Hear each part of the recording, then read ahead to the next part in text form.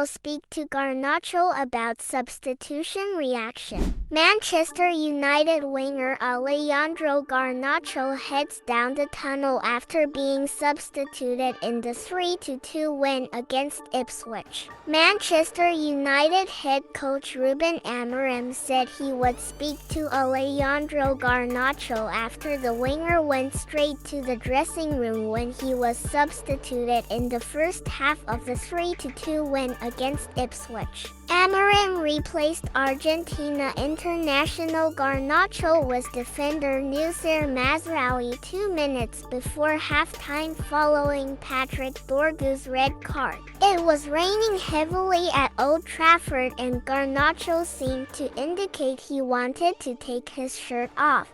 So he headed down the touchline to the dressing room rather than take a place on the bench. It is not known whether he stayed for the second half. "I am going to talk with Garnacho about that," said Amorim. In December, the 20-year-old attacker was dropped for the derby against Manchester City at Etihad Stadium along with Marcus Rashford, partly due to his poor performance in training and his attitude. Unlike Rashford, who has not played for United since and is now on loan at Aston Villa, Garnacho returned to first-team duties immediately. "You are making a connection with Rashford," said Amorim, assessing Wednesday's situation. "It was cold and wet."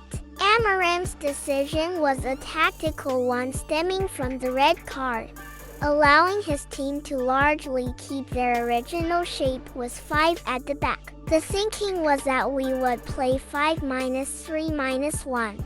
That is a risk because Garnacho is the one who can play 1v1 in pace," Amorim said. "We had to choose someone to go out.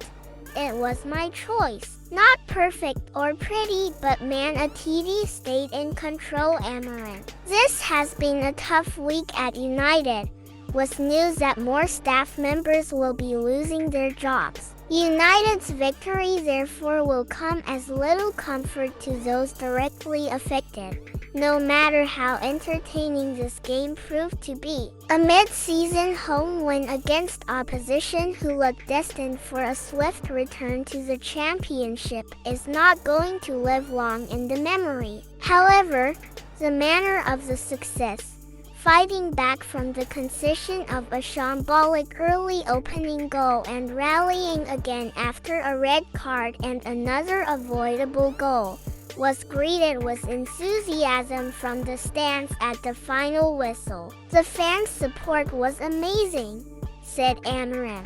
"I have felt that since day one. They want to see the team fight to the end, no matter what the situation. We did that today. All the things in the game were against us, but we fought through that.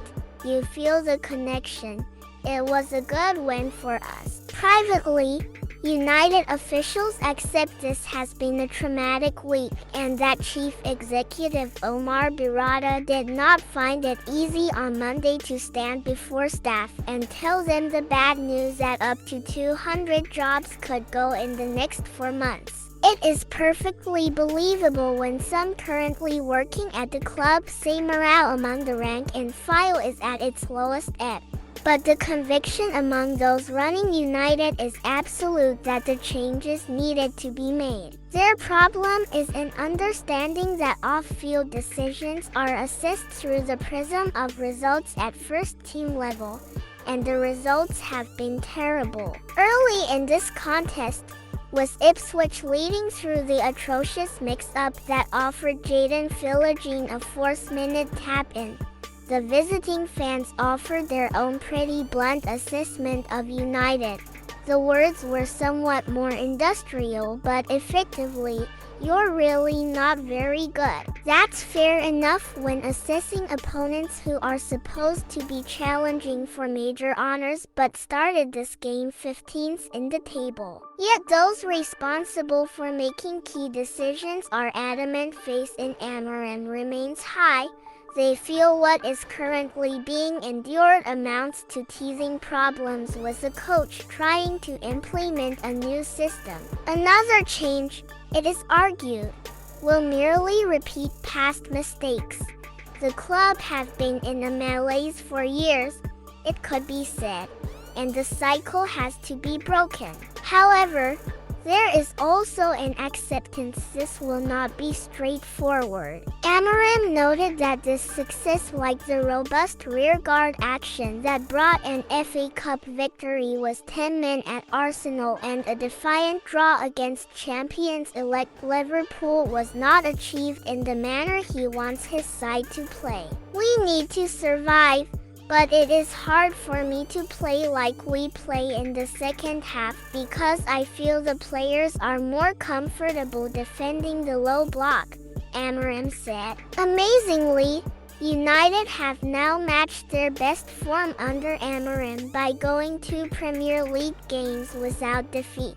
They are up to 14th, but are 9 points off the top half of the table and a distant 13 away from a Champions League place, even if the Premier League gets 5 places as expected. No one at Old Trafford expects Amorim's side to go on a huge winning run to the end of the season. However, there is a feeling that they can improve, and results in the FA Cup 5th round tie with Fulham on Sunday and the Europa League last 16 tie with Real Sociedad are crucial to maintaining hopes of European qualification.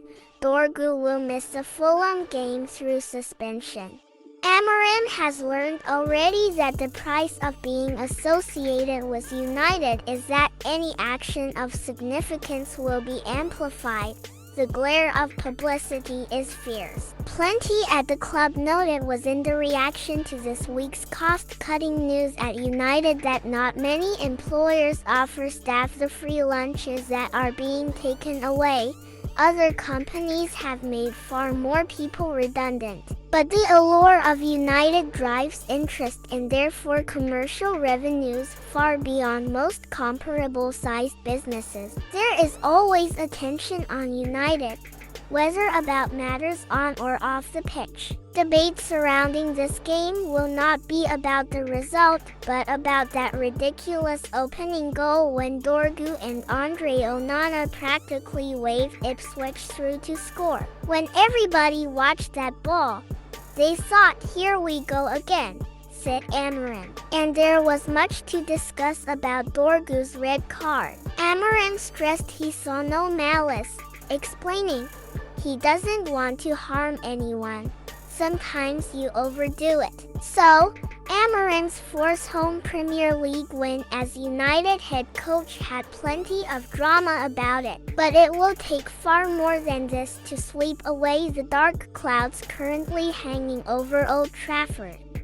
If you're a true Manchester United fan, don't forget to hit that like button, subscribe, and share your thoughts in the comments below.